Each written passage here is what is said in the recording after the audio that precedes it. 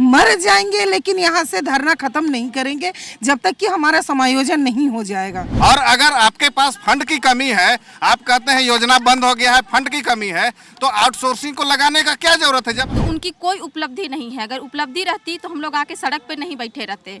उनका बस एक ही काम है कि अपना काम बनता है तो भाड़ में जाए जनता। पर झारखंड में हम जैसे युवाओं को रोड में लाने का काम कर रहा है। एक तरफ सरकार अपनी उपलब्धि गिनाएगी और एक तरफ हमारे बच्चे सड़क पर बैठेंगे। झारखंड सरकार द्वारा घोषित नियुक्ति वर्ष का ये आखिरी महीना है, 2 दिन बचे हैं, लेकिन 522 कर्मचारी जो स्वच्छ भारत मिशन के तहत झारखंड में कार्यरत थे वो बेरोजगारी के कगार पर खड़े हैं और 2 दिन बाद ये लोग बेरोजगार हो जाएंगे। 522 लोगों को ये नहीं पता कि 31 दिसंबर के बाद उनका क्या होने वाला है। ये लोग 29 दिन से यहाँ पर हड़ताल पर बैठे हैं अपनी मांग को लेकर। इनका कहना है कि इनका समायोजन हो। सरकार ये कहती है कि जिस योजना के तहत इनकी नियुक्ति की गई थी वो योजना अब खत्म हो चुकी है और फंड नहीं है, लेकिन जानकारी यही है कि एक दूसरा फेज जो है स्वच्छ भारत मिशन का वो शुरू हुआ है और उसमें एक नई योजना और जोड़ी गई है। वो योजना क्या है, इनकी मांग क्या है, इन तमाम बातों पर बातचीत करेंगे। अब तक क्या हुआ है? देखिए, लगातार 29 दिनों तक हम लोग राजभवन के समीप सड़क पर बैठे हैं और बड़ा दुर्भाग्य है। सरकार तो अपने आप को युवाओं के प्रति काफ़ी संवेदनशील मानती है कि हम काफ़ी संवेदनशीलता के साथ युवाओं को मुद्दों को गंभीरता से लेते हैं, लेकिन परिणाम आपके सामने है, बड़ा स्पष्ट है। सभी लोगों के चेहरे पर आप वो पीड़ा देख सकते हैं। एक उदाहरण मैं आपको देना चाहूँगा कि क्रिसमस जैसे मौके पर जब मुख्यमंत्री हों या मंत्री हों या सारे सरकारी अमला अपने परिवार के बाल बच्चों के साथ मिठाइयाँ बांट रहे थे, खुशियाँ बांट रहे थे, उसी समय जितने भी एसबीएम कर्मी हैं अपने बाल बच्चों को छोड़, अपने परिवार को छोड़ इसी सड़क पर आकर के सरकार के अगेंस्ट पे प्रोटेस्ट कर रहे हैं, तो आपकी संवेदनशीलता की तो पोल जो है वो स्वतः खुल गई है कि आप कहीं से भी युवाओं के हित के लिए नहीं सोचने वाले हैं। इससे ये बात स्पष्ट है। अब आइए विषय वस्तु पर कि हम लोग जो आज प्रोटेस्ट कर रहे हैं 29 दिनों से, क्या हम लोग सही हैं, किस तरीके से सही है, उस चीज़ को समझना जरूरी है। क्योंकि कल मैं देख रहा था आप ही के चैनल में आपके एंकर ने पूछा जब सुप्रियो भट्टाचार्य जी से कि स्वच्छ भारत मिशन के ग्रामीण के कर्मीगण भी रास्ते पे बैठे हुए हैं, उन्होंने कहा कि ये योजना बंद हो चुकी है और इसमें फंड की कमी है। वो उन्होंने आपके एंकर को बताया कि बड़ा अच्छे से समझने की ज़रूरत है। महोदय, मैं आपसे पूछना चाहता हूँ और बड़ी शालीनता के साथ पूछना चाहता हूँ, आपके मुख्यमंत्री जब चुनाव के पूर्व 2 साल पहले अनुबंध कर्मियों के बीच में संविदा संवाद का आयोजन किया था, उसमें उन्होंने क्या कहा था? उन्होंने कहा था कि संविदा कर्मियों के सेवा शर्तों में सुधार करने का काम करेंगे और संविदा शब्द को मैं हटाने के लिए वचनबद्ध हूं। आपका वो वचन कहाँ गया? आपका संविदा कर्मियों के साथ जो झूठा प्रोपेगेंडा आप लोगों ने चलाया था 2 साल पूर्व चुनाव वोट लेने के लिए, वो कहीं ना कहीं झूठा साबित हुआ। आज हम लोग यहाँ क्यों बैठे हैं? जब केंद्र सरकार ने यह पत्र प्रेषित कर दिया, 24 फरवरी को यह पत्र प्रेषित किया गया है, इसका कंडिका 3 में लिखा हुआ है कि नई नियुक्ति का यह तात्पर्य नहीं है कि पुराने कर्मियों को बाहर निकाल दीजिए। बड़ा सिंपल सा थेसिस है। आप हमको ये बताइए कि यदि हम लोग अनुभवी हैं, कार्य के लिए योग्यता भी रखते हैं, तो आप हमको हटा करके हमारी ही जगह में नई नियुक्ति क्यों करना चाहते हैं? क्या ऐसी आवश्यकता है? आप हमें बताइए ना। और इस विषय पर एक संवैधानिक अड़चन भी है। हालांकि उस विषय को लेकर के हम लोग माननीय न्यायालय के शरण में गए हैं, वो अभी विषय यहाँ पे शायद बचाना उचित नहीं होगा, लेकिन फिर भी मैं चूंकि उनके बातों को कोट करके बोलना चाहता हूं कि सुप्रीम कोर्ट का एक ऑर्डर है कि यदि प्रोग्राम कंटिन्यू करता है, सस्टेन करता है, तो आप पूर्व से कार्यरत कर्मियों को नहीं निकाल सकते हैं और निकाल करके यदि आपको बहाली करनी है तो आप परमानेंट बहाली कीजिए, उसमें कहीं किसी को आपत्ति है नहीं। लेकिन आप क्या कर रहे हैं? आप 10 साल बर्बाद कर दिए, अब हमको आप निकाल करके फिर हमारे ही जगह में हमारे जैसे नौजवान को लाइएगा और उनका भी जवानी खराब कर दीजिएगा। आप क्या चाहते हैं? झारखंड के नौजवान का जवानी को बर्बाद कर दें? उसकी जवानी का जो मेन ऊर्जा है उस ऊर्जा को बर्बाद कर दें? हमने आपको किस लिए वोट दिया था? मैंने आपको किस लिए गद्दी पर बैठाया था? इसीलिए कि आप नौजवान की समस्याओं को सुनेंगे। आप नौजवान की समस्याओं को सुनने का काम नहीं कर रहे हैं। पिछले 29 दिनों से लगातार हम लोग अपने बाल बच्चों को छोड़ करके इस सड़क पर बैठ करके आंदोलन कर रहे हैं और हमारी बातों को सुनने के बजाय आप उलझुल उत्तर दे रहे हैं। आपके पार्टी के प्रवक्ता आकर के बोल रहे हैं कि कार्यक्रम बंद हो गया है। भाई, बिहार सरकार ने हमारे ही समकक्ष और हमारे संविदा कर्मियों को जो स्वच्छ भारत मिशन, वहां पर लोहिया स्वच्छ भारत अभियान के नाम से जाना जाता है, वहां पे कर्मियों को 60 साल का सेवा कर दिया। आप यहां पे जितना तनख्वाह देते हैं उससे दोगुना तनख्वाह देता है। आपको तो सीख लेनी चाहिए। आप जाइए नीतीश कुमार के पास और जाकर के ट्रेनिंग लेकर के आइए, और तब यहां पे आकर के आप अंडा मुर्गी बेचने का सलाह दीजिएगा मुख्यमंत्री महोदय। जैसे कि मान लीजिए दूसरे राज्यों का जो भी आप लोग तर्क दे रहे हैं, आधार दे रहे हैं, फिर सरकार तो आपको ये बोल देगी कि परिस्थितियां अलग अलग हैं, बजट अलग अलग हैं, सामाजिक अवस्था है, तो उसके आधार पर आप लोगों का क्या खंडन है उस पर?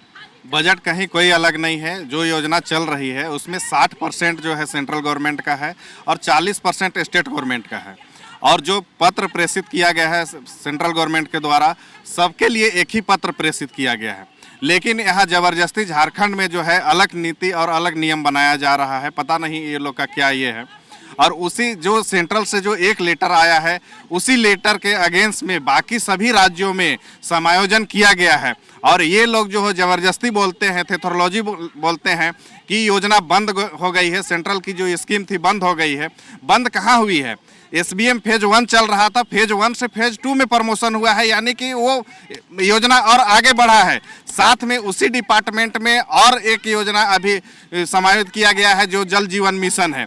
ये इन लोगों का कहना है कि फंड का कमी है। जब योजना और प्रमोशन होके आगे आ रहा है और योजना को आगे बढ़ाया जा रहा है तो फंड की कमी कहाँ है? अगर फंड की कमी है तो 60% जो सेंट्रल गवर्नमेंट दे रही है उसको बोला जाए कि मेरे पास फंड का कमी है, इसलिए हम समायोजन नहीं कर सकते हैं। आप पत्र प्रेषित कीजिए ना, उससे ये कीजिए कि आप जो लेटर दिए हैं हर एक राज्य को, हम झारखंड वाले इस लेटर को नहीं ये कर सकते हैं।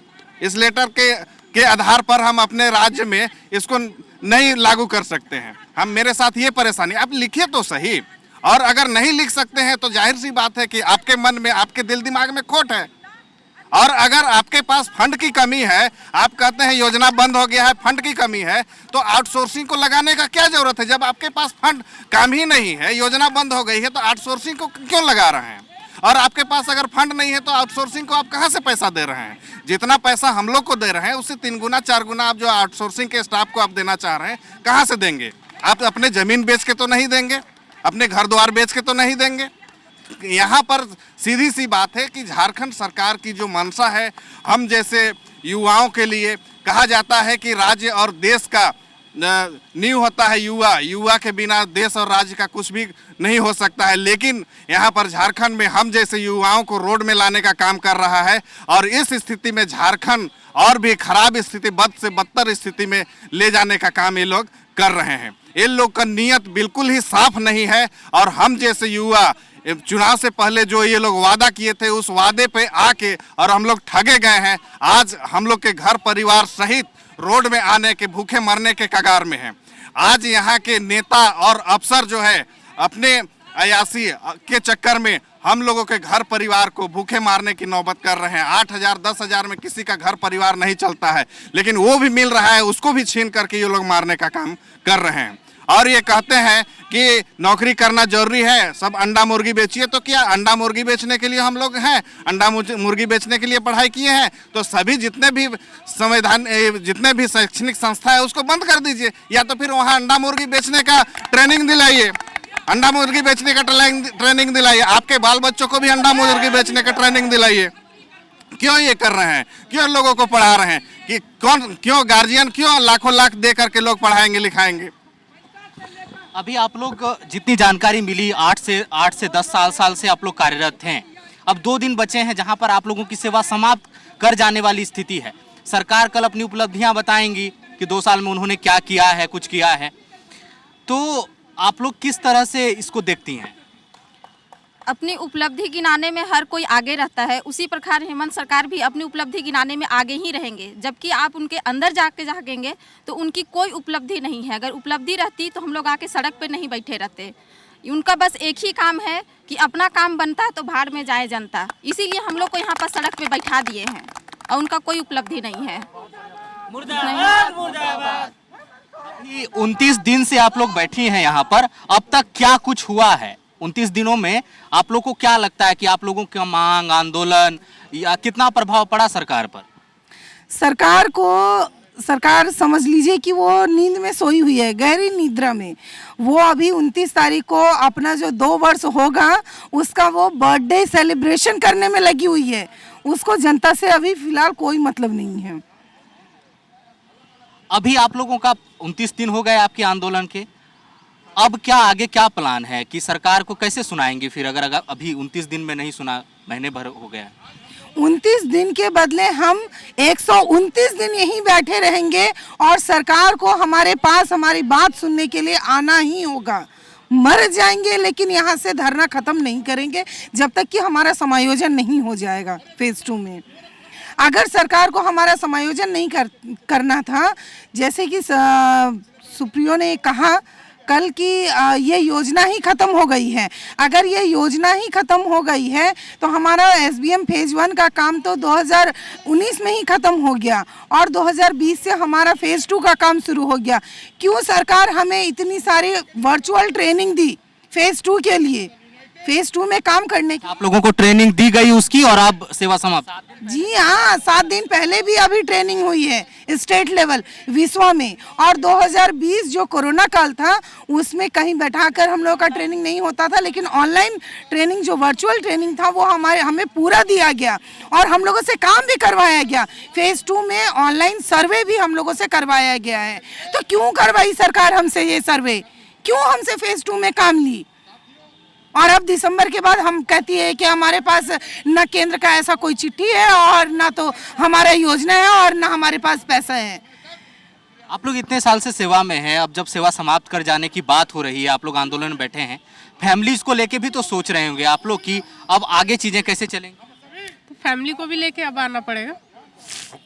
आप लोग का आंदोलन का अगला कुछ कदम है, रूपरेखा? हाँ हाँ, कल हम लोगों ने ये डिसाइड किया है कि कल हम लोग जितने भी एसबीएम कर्मी यहाँ 29 दिन से धरने पे बैठे हैं, कल हम लोग अपने परिवार और अपने बच्चों को लेकर आएंगे और दिन भर धरना पे बैठेंगे ताकि सरकार ये देखे, एक तरफ सरकार अपनी उपलब्धि गिनाएगी और एक तरफ हमारे बच्चे सड़क पर बैठेंगे। तो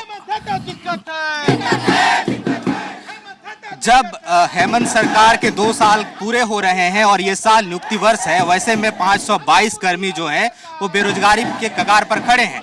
इन लोगों का जो स्वच्छ भारत मिशन के जो कर्मचारी आंदोलन कर रहे थे, इनका प्लान है, इनकी जो रूपरेखा है कि ये लोग बुधवार को यहाँ अपने परिवार के लोगों के साथ बैठेंगे और कोशिश करेंगे कि सरकार तक इनकी बात पहुँच पाए। फिलहाल वक्त है इजाजत लेने का, बाकी खबरों के लिए बने रहिए। सहयोगी अमित के साथ मैं Suraj, the follow up Ranchi. thefollowup.in. Like, share, and subscribe. www.thefollowup.in